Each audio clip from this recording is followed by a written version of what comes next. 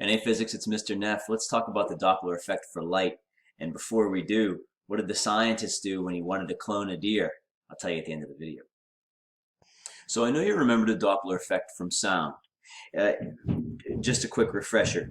Here's an ambulance and it's going to be producing sound, and that sound is going to travel out in all directions. Now, the thing is, because the ambulance is moving, in this case moving to the right, the sound is not able to get as far ahead of the ambulance as it would if the ambulance just stayed put. And so what you have in the front is you have this short wavelength, and that corresponds with a large frequency. And in the back, you have this long wavelength, and that corresponds with a small frequency. And so these two observers are going to hear two different frequencies, going to perceive two different frequencies from each other, and two different frequencies than what was produced. And so this perceiving a wave at a different frequency than what was produced because of the motion of the source, that's a Doppler effect. And all Doppler effect could have come from the motion of the observer too. Well, at least that was for sound. Now the nice thing is with light, that's a little bit simpler. Now so check it out. Since light acts like a wave a lot of times too, notice I didn't say that light was a wave, I just said light acts like a wave a lot of times. We can have a light source and it can be moving, and we can get this Doppler effect that way too. So say we had a star, say it was emitting yellow light, which is like in the middle of the Roy-G-Biv spectrum, and say it was moving to the right as well. Well, same thing I just had. I can get smaller wavelength, higher frequency light in the front, so these wavelengths are small and corresponding large frequency. Just remember that wave speed, in this case speed of light, is the wavelength times the frequency. And so if the wavelength is smaller, the frequency is larger, and vice versa in the back. Over here, I have a really long wavelength, and so corresponding small frequency. And so why is that happening? Because the star is moving. And so in the front of this, we say that the yellow light has been made bluer. It's been shifted closer to the blue end of the spectrum.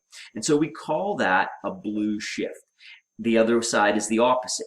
The light has been made longer in the back, and so it's been shifted more towards the red side of the spectrum. We call it a red shift. And I know what you're thinking. You're probably thinking, wouldn't violet shift be a better name for this blue shift? It probably would be.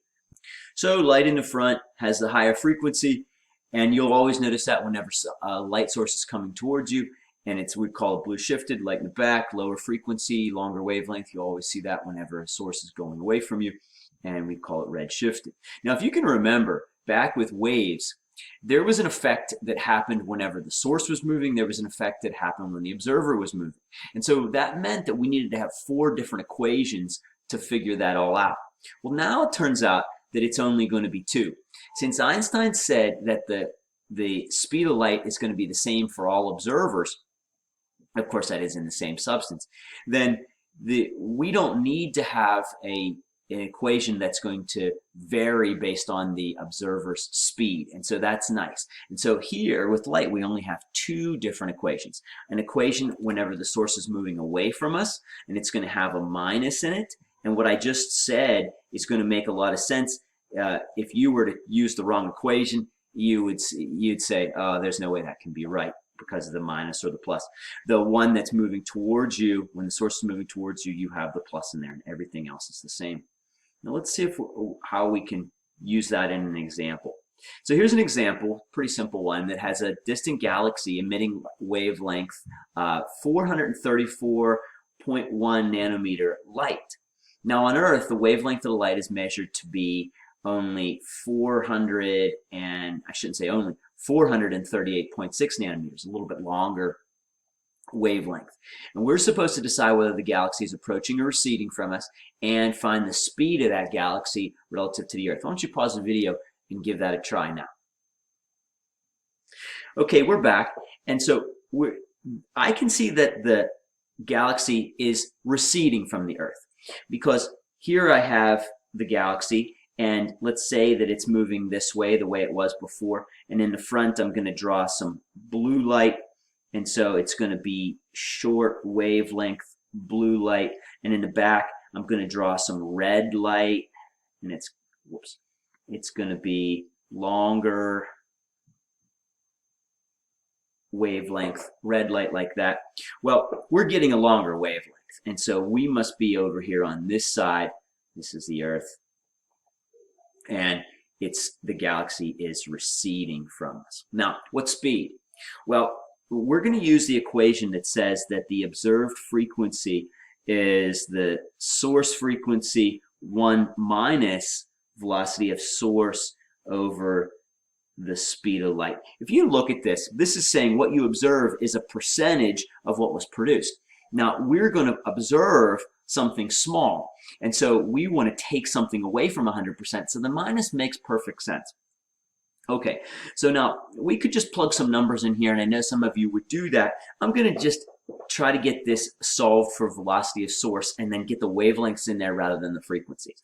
And so I'm thinking about making this observed frequency over source frequency is still equal to this binomial. And then I think I'll make it velocity of source over speed of light is 1 minus observed frequency over source frequency like this. And then I'll just multiply, go up here, I'll just multiply both sides by the speed of light, and I'll make it 1 minus observed frequency, source frequency, times the speed of light. And so I can see that this galaxy is moving at a percentage of the speed of light. Okay, now here's my only issue.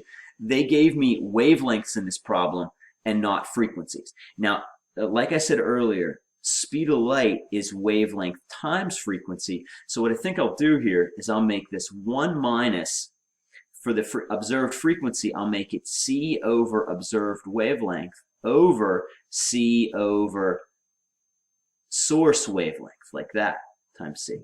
Now the c's inside of here are going to cancel each other out, and I'm going to have 1 over the observed wavelength over 1 over the source wavelength. That's just going to turn into 1 minus source wavelength over observed wavelength, and now I'm in business.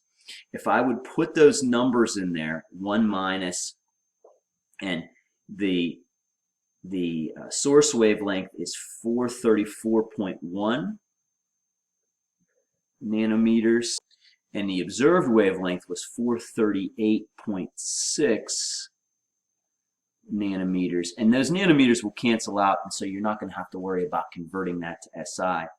Times the speed of light, we know the speed of light is 3 times 10 to the 8th meters per second.